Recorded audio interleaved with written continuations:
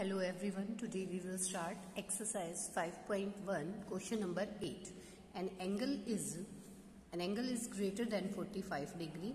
Is its complement angle greater than 45 degree और equal to 45 degree और less than 45 degree. इसमें क्या पूछा गया है कि कोई एंगल जो कॉम्प्लीमेंट्री बना रहा है, कॉम्प्लीमेंट्री एंगल जो है वो एक एंगल अगर 45 डिग्री है, N angle is greater than 45 यानी 45 से बड़ा है, तो उसका जो कॉम्प्लीमेंट्री एंगल आएगा वो या तो 45 से के इक्वल आना चाहिए या 45 से बड़ा आना चाहिए या फिर 45 से छोटा आना चाहिए। तो कैसा आएगा, देखो कैसा आएगा। अब हमें पता है कि दो एंगल का जो सम होता है वो 90 डिग्री होना चाहिए हमारे पास, मतलब कि देखो ऐसे, तो ये वाला मान लो 45 डिग्री, ये वाला इधर 45 डिग्री है ना। तो ये कहता है कि अगर ये एंगल बड़ा हो, अगर ये एंगल एक एंगल ग्रेटर देन 45 है तो ये कैसा आएगा। अगर इसको बड़ा कर दूं मैं, मान लीजिए इसको मैं 50 डिग्री का कर दूं, ये 50 है तो ये बेटा सम तो वही रहेगा, तो ये 40 हो जाएगा, तो ये कम होगा ना, लेस देन 45 होगा।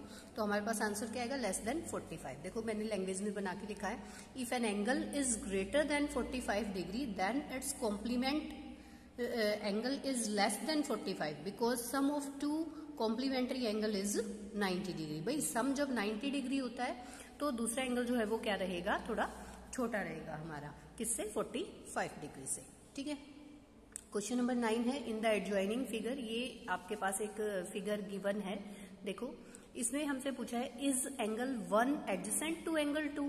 अब मैंने एडजेसेंट, वर्टिकली अपोजिट, ये सब आपको पिछली वीडियो में बता रखा है, तो आपको अगर ये समझ में नहीं आता एडजेसेंट भाई तो एक बार आप देख लें। देखो वैसे एडजेसेंट क्या था हमारा, जिसका कॉमन, दो एंगल जिनका कॉमन वर्टेक्स हो और non common arm opposite direction में, एक कॉमन आर्म। तो एंगल 1 और एंगल 2, देखो ये एंगल 1 है, ये एंगल 2 है। तो ये पूछा है कि क्या ये दोनों एडजेसेंट हैं, तो यस भाई, एक इसका कॉमन वर्टेक्स है, एक कॉमन आर्म हो गई और दो जो है डिफरेंट डायरेक्शन में जा रही है, तो हम क्या लिखेंगे, yes. In second part is AOC, angle AOC adjacent to angle AOE। अब AOC कौन सा है, देखो O यहां बीच में, AOC यानी एंगल 1, AOC मतलब एंगल 1 है हमारा, और AOE यानी एंगल 1 प्लस एंगल 2, ये AOE है ना। तो ये दोनों क्या एडजेसेंट है, नहीं भाई ये तो नहीं है एडजेसेंट। देखो एंगल 1 और एंगल 2 तो थे, एंगल 1 ओनली इन दोनों के सम के एडजेसेंट तो नहीं है, तो इसमें नो आंसर आ जाएगा। Do angle COE and angle EOD form a linear pair.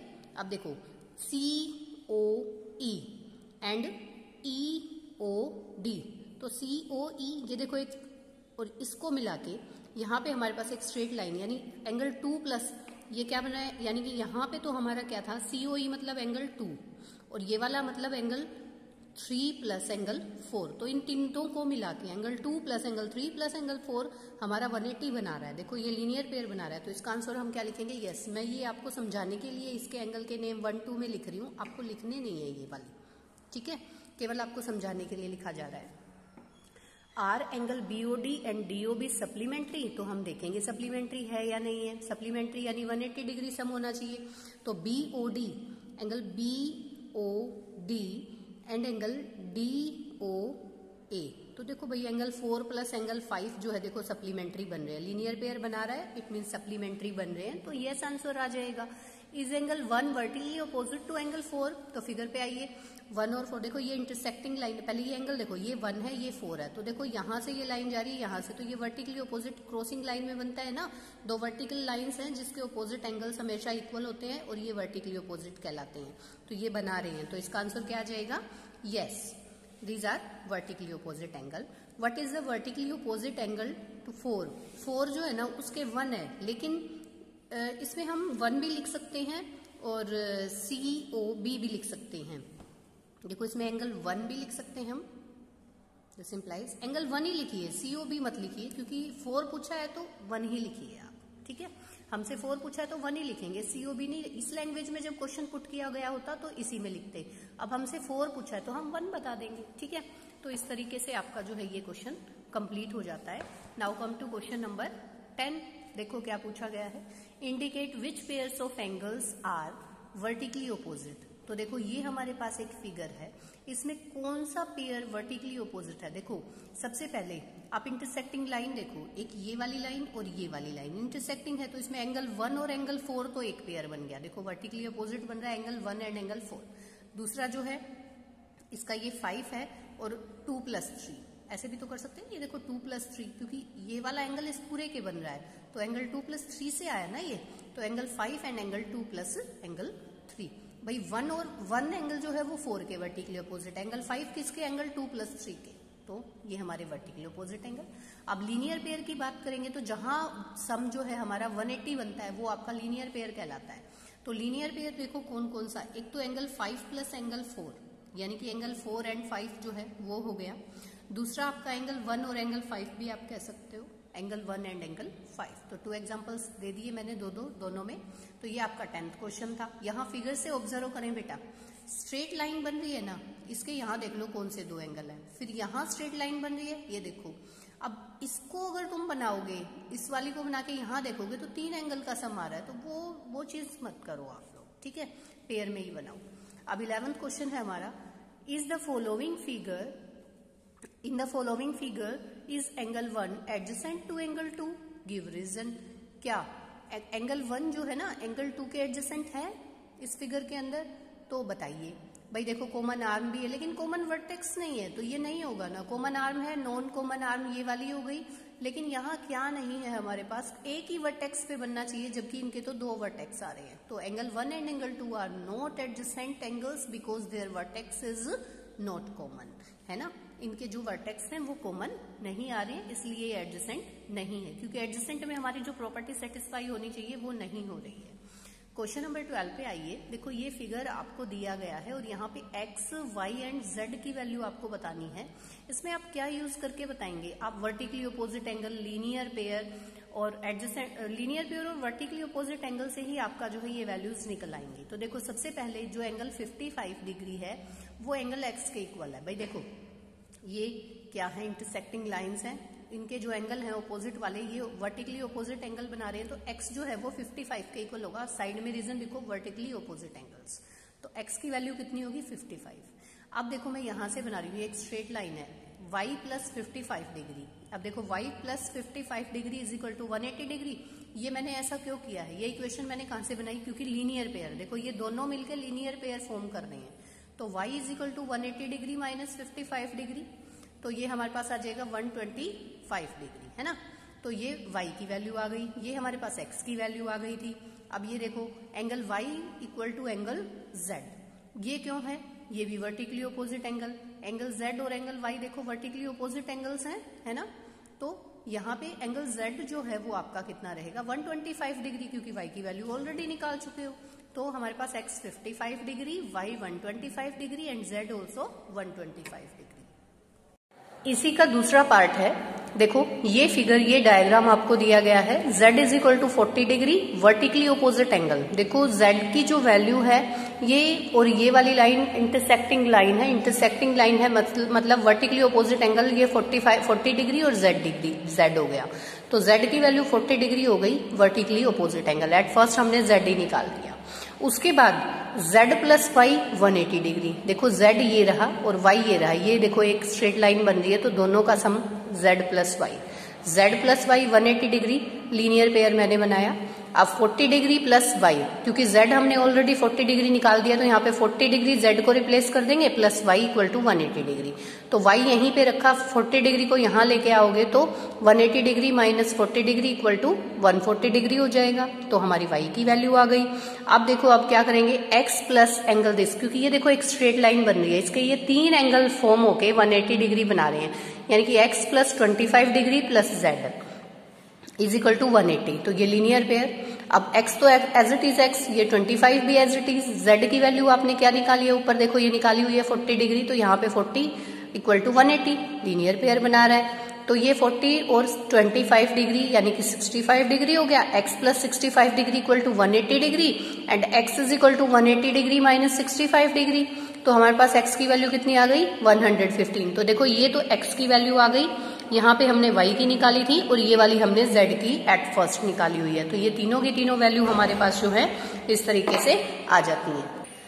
Now come to question number 13, filling the blanks.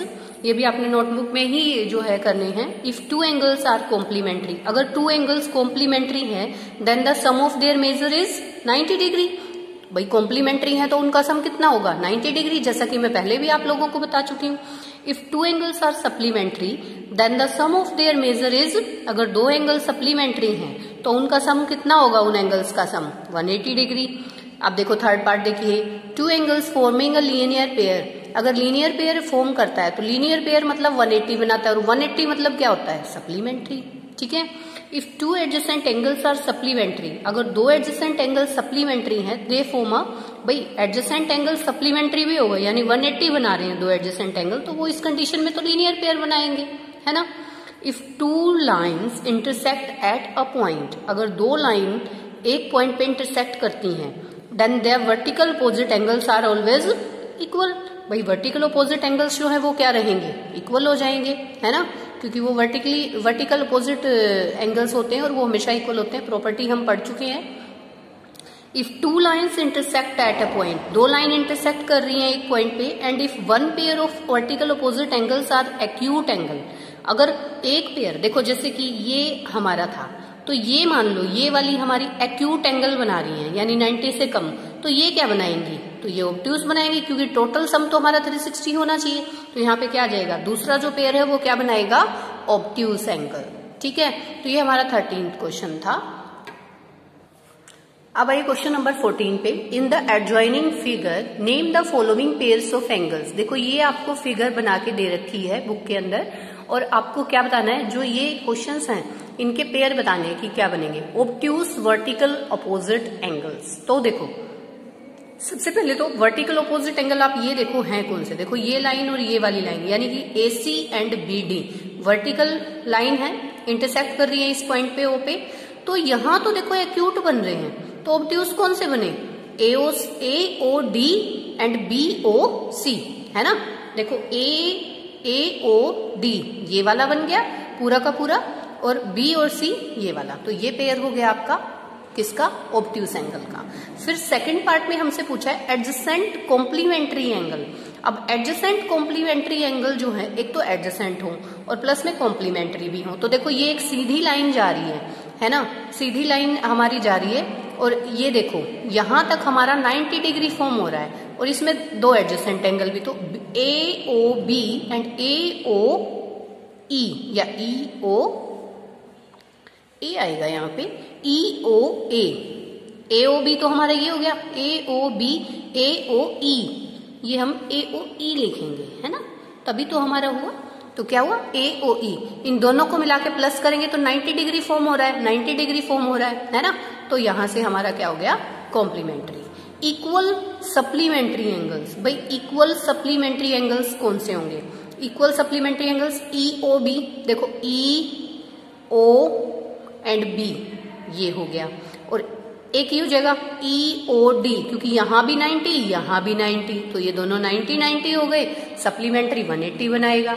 ठीक है, तो अब देखो अनइक्वल सप्लीमेंट्री एंगल्स, अब अनइक्वल की बात करें तो BOC एंड COD ये वाला पेयर ना, क्योंकि देखो यहाँ पे सप्लीमेंट्री तो बनेगा लेकिन इक्वल तो नहीं बनेगा, जैसे यहाँ पे इक्वल बन रहा था ये वाला और ये वाला 90 डिग्री की ये परपेंडिकुलर लाइन थी, तो यहाँ ऐसा नहीं होगा, तो BOC एंड COD, तो ये हमारे पास अनइक्वल सप्लीमेंट्री हो जाएंगे।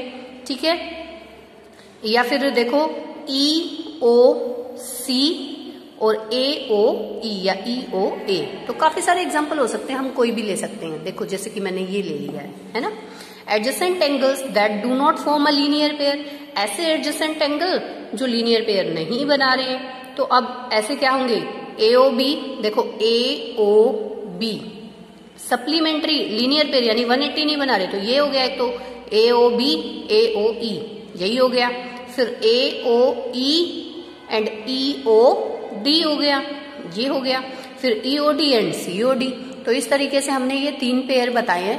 ठीक है, देखो ये इसमें देख देख के आपको बताने हैं, है ना। एक तो ये हो गया AOB और AODE, तो ये सप्लीमेंट्री नहीं बना रहा, लीनियर पेयर नहीं बना रहा, क्या बना रहा है, ये तो कॉम्प्लीमेंट्री बना रहा है, तो एक पेयर ये आ गया, एक पेयर फिर मैं क्या ले सकती हूँ, देखो ये वाला ले सकते हैं AOE एंड EOD, फिर ये ले लो EOD एंड DOC, ठीक है। तो इस तरीके से 3 पेयर। तो ये आपकी एक्सरसाइज आज खत्म हो जाती है। आई होप आपको ये क्वेश्चन समझ में आए होंगे। अगर फिर भी कोई डाउट है तो आप पूछ सकते हैं। थैंक यू बेटा।